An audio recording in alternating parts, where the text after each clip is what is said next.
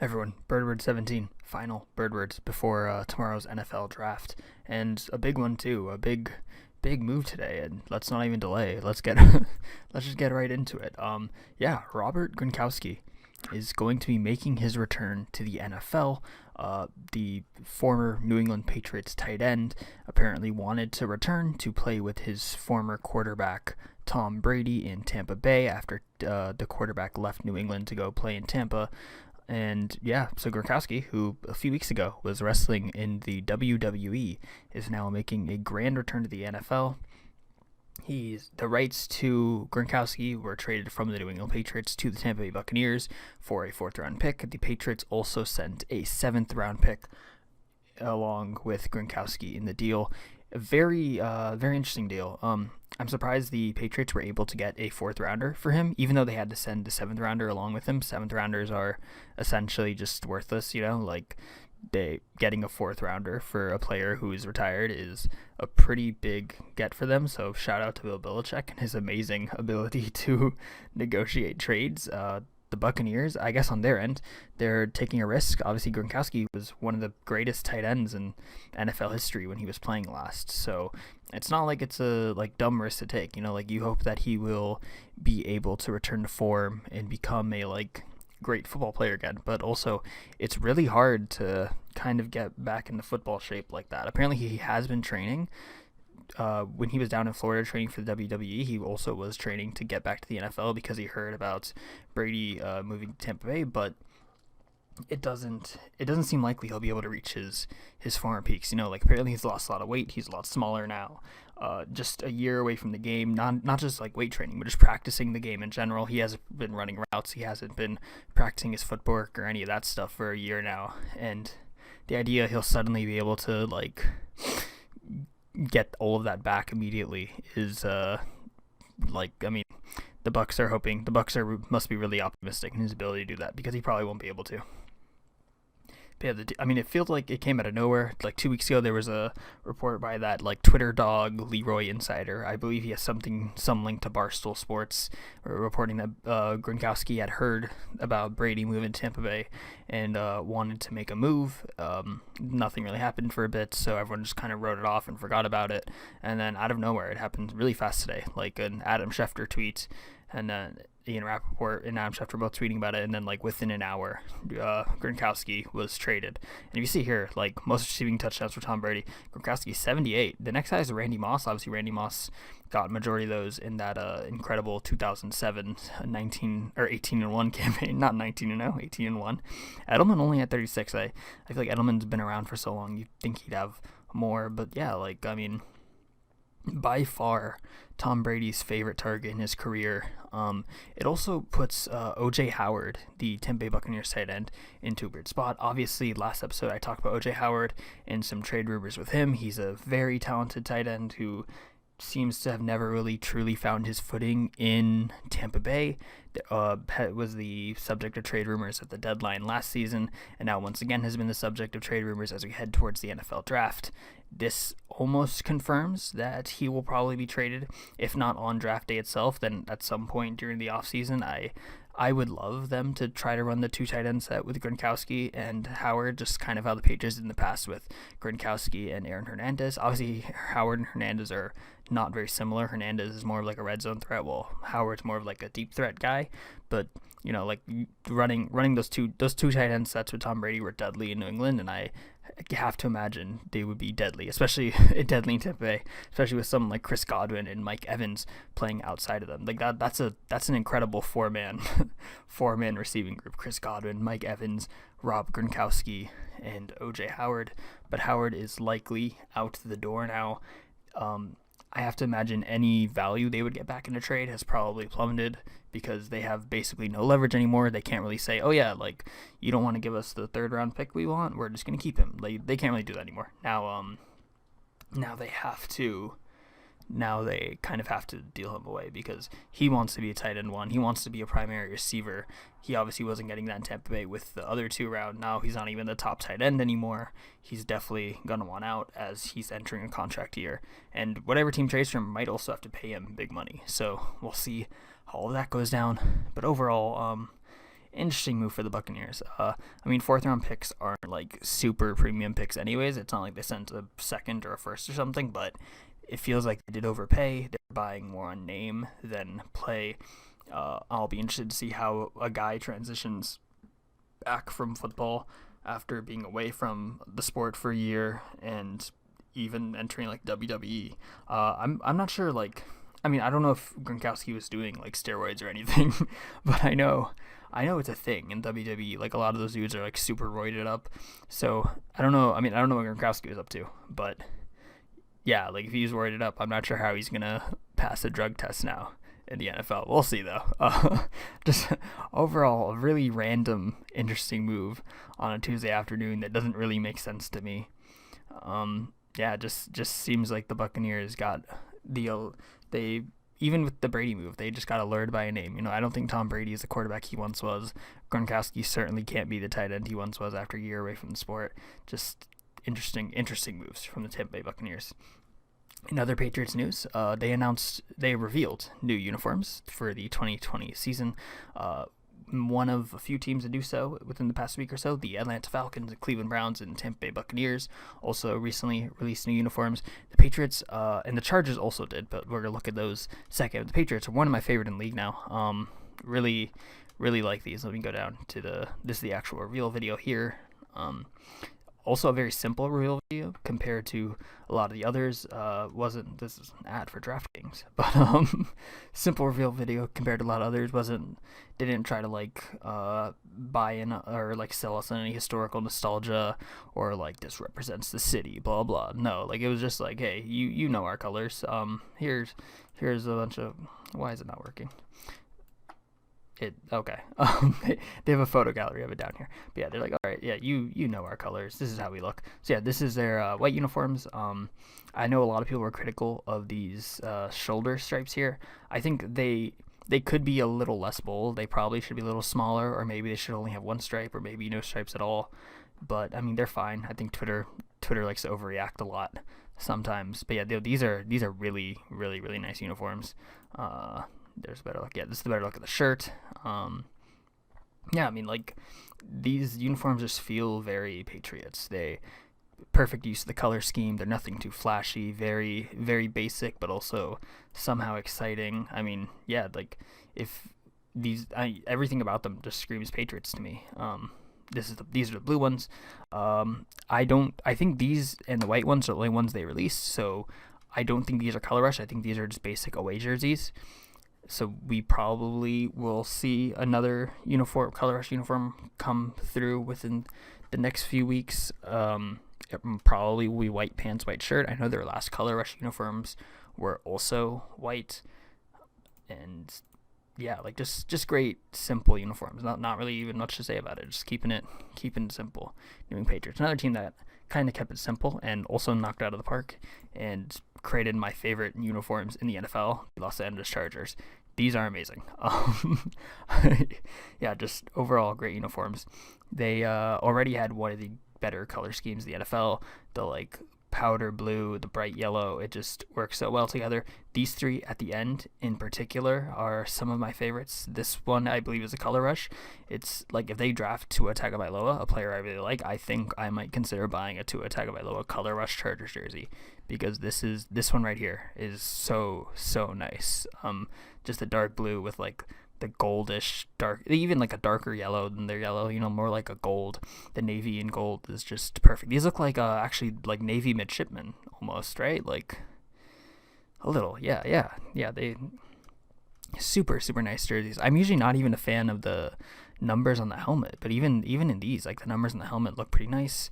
This one, the bit like the baby blue and the light yellow is really nice. This one really looks like, this is what I want the Miami Dolphins to do. This third to last one and the fourth one overall. Like, I wish the Miami Dolphins would do jerseys similar to this, because I think it works really well, but they don't. But the Chargers did, so that's nice. I'm not sure if they'll even wear all 6 of these in a single season. Like 6 jerseys is a lot for an NFL team. They'll probably wear these.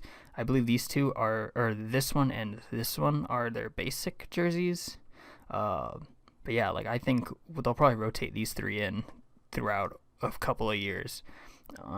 I'm not a fan of yellow pants, and I think the yellow pants even here aren't done super well, but yeah, I mean they don't really ruin the look or anything. And even the trailer was pretty nice.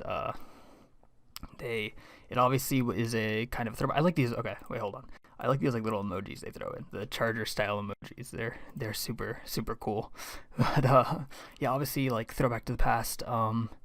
You'll see the numbers on the helmet there. That's the thing the Chargers used to have, so kind of bringing those back. These jerseys look super similar to the like light blue ones now. Obviously this white stripe isn't there, but the rest of it is all about the same. Yellow pants and everything. So that's where it comes from. So at least there's some sort of historical, you know, precedent to the yellow pants. I think, yeah, just shots of everyone. I like this part coming up here or so. Yeah, like they're like, oh, we're going to the breakdown, and the guy's like, yeah, no, you don't care about that stuff. You just want to see some cool looking jerseys. You don't need the Nike talk and the deep explanation for every little part. You just want to see pretty jerseys. Yeah, just overall, like the Chargers design team is just amazing. Like I like the fact that they were able to utilize different like helmet looks. Like the NFL really is limiting to the helmet styles teams try to use. Every player is only allowed to wear one helmet a season, meaning that they can't really change helmet colors. They can change helmet decals, but not colors.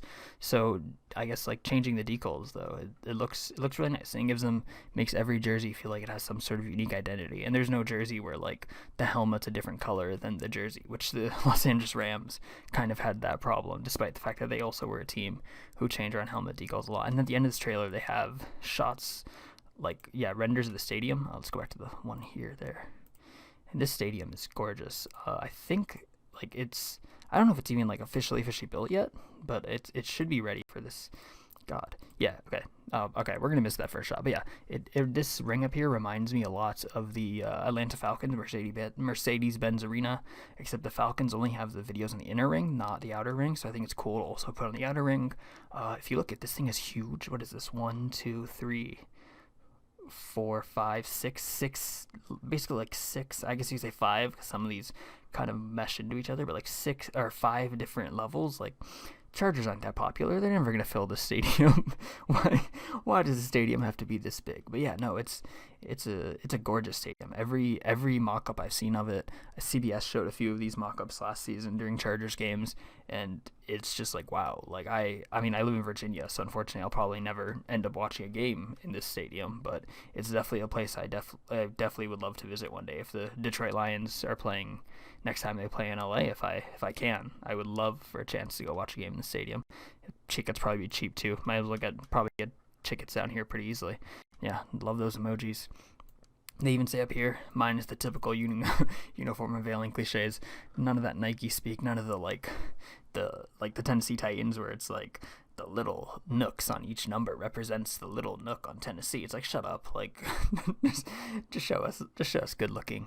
Just shows good looking uniforms. We don't care about all of that stuff. And here, yeah, quotes from players. Players seem to love it, and I see why. Just overall great uniforms, and I hope they draft Tua Tagovailoa so that I have an excuse to buy one of these. In other news, non-uniform news, real football news, not even real football news actually, just old people not knowing how to use computers. So as you probably know by now, the NFL draft is going to be moving online. The initial plan was a super cool thing in Las Vegas where it would be like on the Bellagio fountain, and when players got picked, they would hop on a raft and be boated across the fountain to floating stage, something really cool, really like overdone and grandiose like that. Obviously COVID-19 means no one can have any fun anymore, so now Roger Goodell is going to be announcing picks from his basement, and it also means the draft is fully moving online. So all 32 GMs are going to have to old people who probably don't use much technology are going to have to figure out how to use this type of technology. It's basically like, I think they custom made a Zoom type app that they're all using for this, and they had a mock draft on Monday and things did not work well. Adam Schefter tweeted that the Cincinnati Bengals, obviously number 1 overall pick, there was already a glitch during the number 1 overall pick. There was communication issues, a lot of GMs forgetting to mute their mics, leading to people talking over each other and not being able to hear each other. There were issues with, I think there was one GM whose like grandkids were playing on the iPad or something like that, and they were taking up all the bandwidth, which meant his end, it was loading really slow. So a lot of technical things to work out, a lot of user errors they're going to have to work out and fix before the big show on Thursday. I think the NFL did say that if there are technical glitches, they will stop the clock. So let's say a team has like 30 seconds remaining to submit their pick, and then the GM's internet goes out. The NFL is going to be lenient and be like, all right, like, yeah, we understand. Just like submit your pick. The clock's paused for you. You're fine. But yeah, overall, just kind of sounds like a mess. Diane Rossini at Adam Schefter of ESPN reporting a lot of issues. Yeah, and apparently GMs themselves really don't like the system. They're saying that they really wish they didn't have to do an online draft, but I'm also not sure what they want. Obviously, you can't do an in-person draft. You can't really delay the draft too far. If you want to have a 2020 NFL season, then you have to have the NFL draft now, because you need the players need to make arrangements, they need to move, they need to learn a new playbook, they need to start getting ready with their new team, things like that. Like you have to give them a chance to, learn their new system and get to enrich themselves on their new team. So you kind of have to have it now, and they can complain all they want, but it just seems like just dumb complaints, like what do you want the NFL to do? What do you want anyone to do? Like no one can just make it so you can have an in-person draft. Like it really sucks for everyone, but it just kind of is what it is. Like it really is what it is. You can't fix it. But yeah, hopefully we get smooth sailing on Thursday, because I really fear that the draft is gonna take literally forever. The first round of the draft already lasts until 12:30 a.m. the next morning, and if there are a lot of technical glitches and a lot of problems and things like that and a lot of stoppages, it might last until 1 or 2 a.m., which is just absolutely brutal. Because at least on my end, I don't go to sleep after the first round ends. I have to hop on a podcast, I have to write my grades, I have to write an article. I'll probably have to record this podcast even if I even have time, if it doesn't last too late. Yeah, it's brutal. Hopefully they work it out, because draft night's always a long night for everyone who works in NFL media. And another something you can look forward to during the draft is Yannick Ngakoue, the Jacksonville Jaguars defensive end. Obviously very, very publicly has wanted out from the Jacksonville Jaguars. It's something I think everyone knows about, and he probably will be traded on draft day. And he got into a Twitter spat with Jaguars executive Tony Khan. He tweeted first, so all these tweets are deleted by now, at time of recording, but he tweeted #FreeYan first, and then he tweeted at Tony Khan. The tweet isn't in this article, but he tweeted at Tony Khan. He was like, "Stop hiding, trade me." And Tony's like, "Oh, I'm not, I'm not hiding or anything." That's not even this one here. He's like, "Yeah, I'm not hiding or anything. I'm just in isolation, let's just chill out." And then, yeah, and he's like, "Just trade me. I don't need the speech." Yeah, so it seems like the relationship between Yannick and the Jaguars has reached a boiling point of some sort. He's obviously, I don't know what's happening behind the scenes, but I guess on his end, he doesn't feel like the Jaguars are doing enough to find him a new home in the NFL at the moment, and he just super wants out. I imagine he will be traded Thursday night. I imagine that whatever team trades for him won't have to give up much, because the Jaguars have essentially just killed any leverage they have in this situation. Ngakoue is publicly disparaging the team on Twitter. It's like the Darius Slay deal with the Philadelphia Eagles, where once a player starts publicly disparaging his own team on Twitter, you're not going to convince teams to give you anything for him, because all the leverage you have in trade negotiations are lost. Other teams, they see it too. They're like, all right, what are you going to do? Not trade him? You have to trade him. This guy, at this point, Yannick Ngakoue is talking shit about Tony Khan. Tony Khan can't not trade him now. So he kind of wins, and it's always beneficial to a player to tank their trade stock as much as possible, because the team that ends up with you want them to have as many resources as possible, right? So Yannick Ngakoue, let's say he gets traded to the Lions. He wants the Lions to have as many resources as possible to put great players around him. So he wants to personally tank his trade stock as much as possible.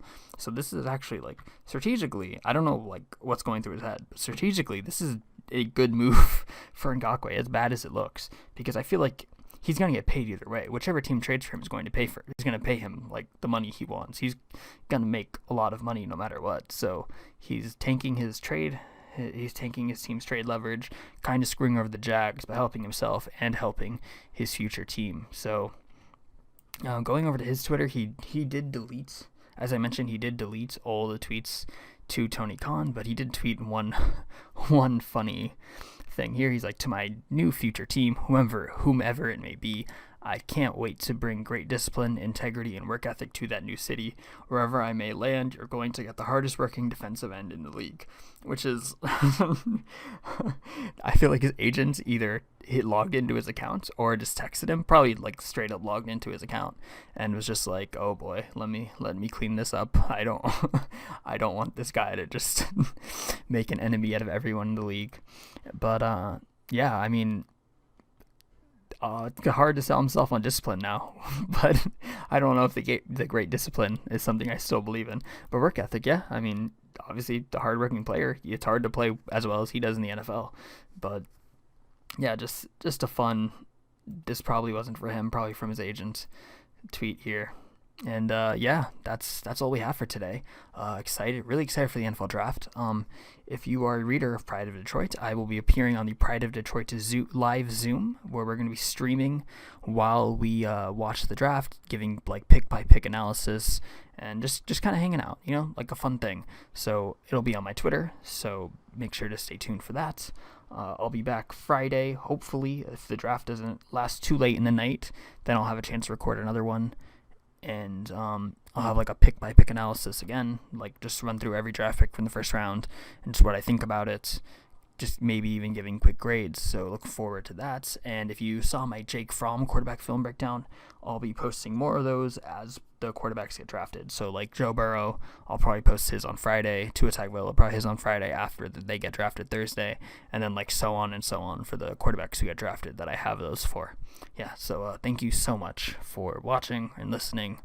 If you're watching on YouTube, then make sure to hit that little bell, make sure to subscribe, and make sure to follow me on Twitter. Thank you so much.